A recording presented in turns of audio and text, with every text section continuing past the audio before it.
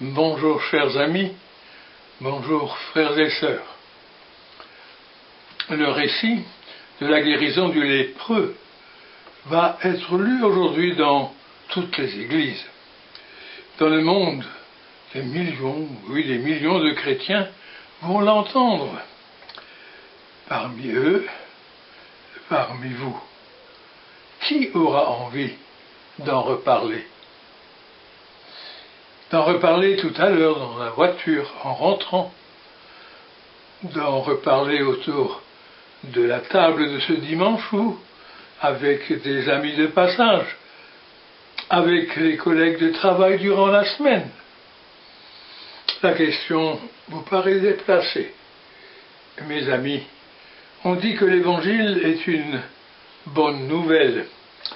Une bonne nouvelle déclenche toujours l'envie d'en reparler, d'en entendre parler. Mais la vérité toute crue, c'est que la parole de Dieu, qui est bonne nouvelle, n'apparaît plus guère ni bonne ni nouvelle. Pourquoi est-elle donc usée à force de servir?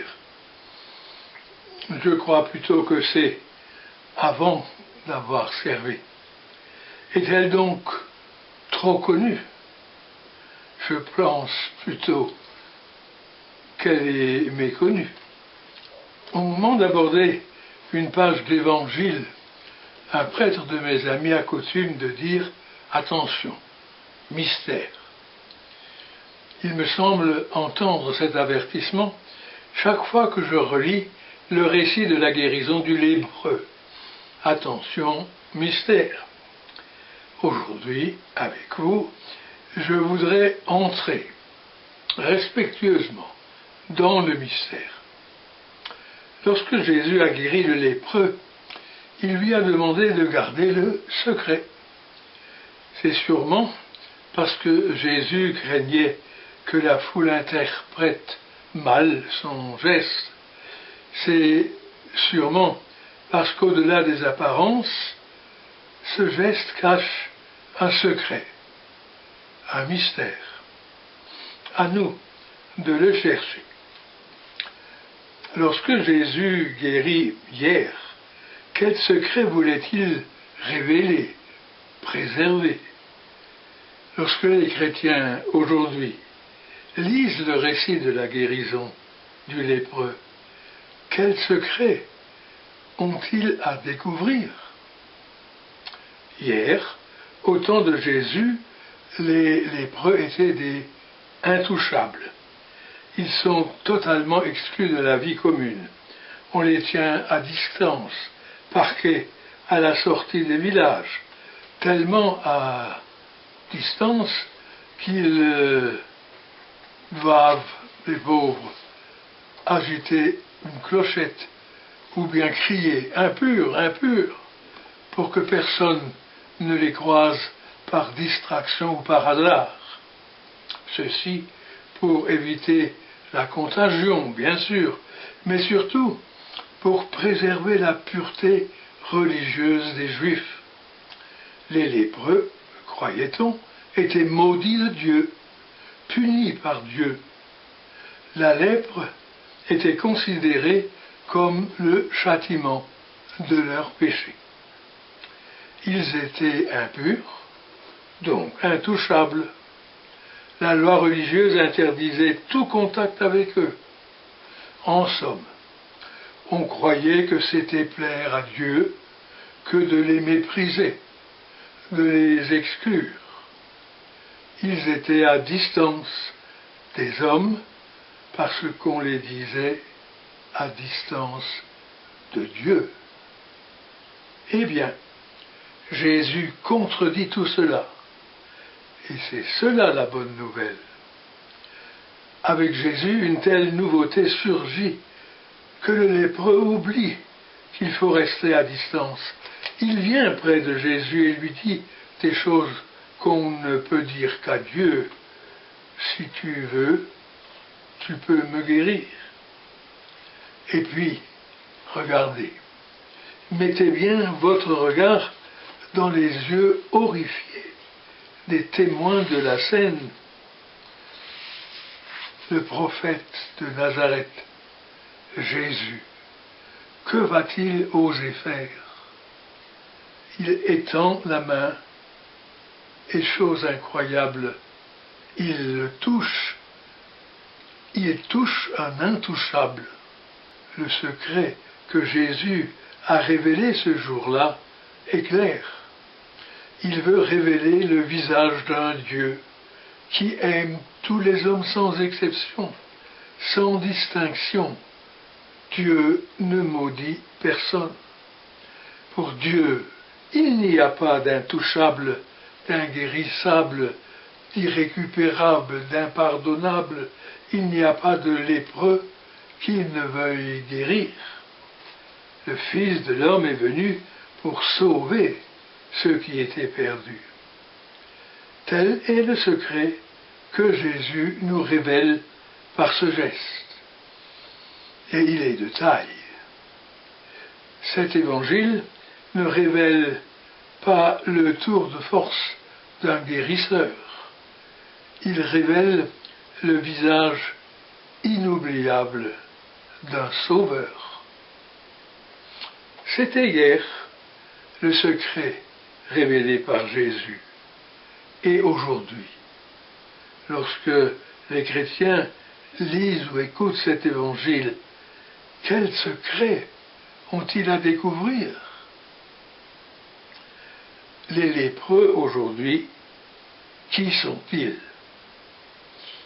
Impossible d'oublier des millions de lépreux, bien sûr, à travers le monde, dont la réalité nous a été rappelée tout récemment à l'occasion de la Journée mondiale des lépreux. Mais paradoxalement, ce n'est pas dans cette direction que l'Évangile nous conduit. Les intouchables, les exclus, ceux que l'on maudit, ceux que l'on tient à distance, qui sont-ils et qu'en faisons-nous? Nos lépreux à nous, où sont-ils? Ils ne sont pas loin. Je vais tout droit au but. Je ne connais aucune famille, aucun groupe qui n'ait ces lépreux. Aucune famille ne semble épargnée. Les drames ont des allures différentes, mais ils ont tous en commun de risquer une mise à distance, comme autrefois pour les lépreux.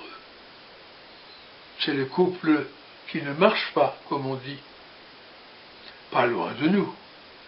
C'est le couple de votre frère, de votre sœur, celui de vos enfants ou d'un de vos amis, votre neveu, qui se sépare après de longues années de mariage. C'est cette jeune fille qui attend un enfant sans possibilité de mariage.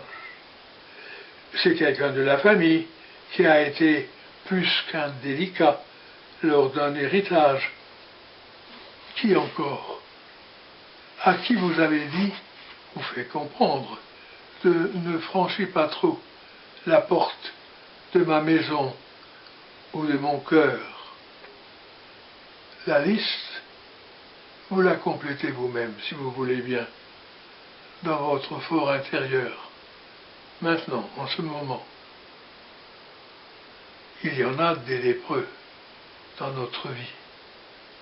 N'est-il pas vrai? Et puis, nos lépreux ne sont pas seulement des personnes individuelles, mais aussi des groupes. Malades du sida, les Arabes et les étrangers en général, les SDF.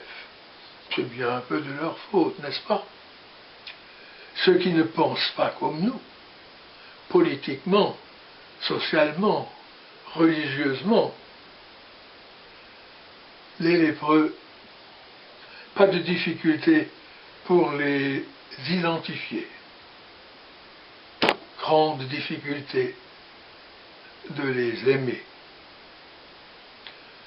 Allez, une dernière piste, un dernier mot pour finir cet inventaire.